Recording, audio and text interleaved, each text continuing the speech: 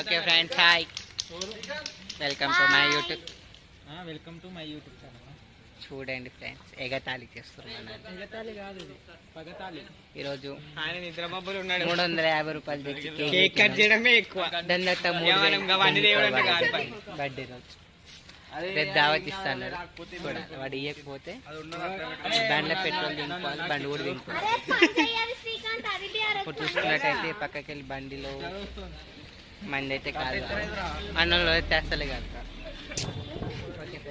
వీడు కేక్ కోసేటట్లేడు కానీ కేక్ అయితే దింపుకోవాలని నాకుంది.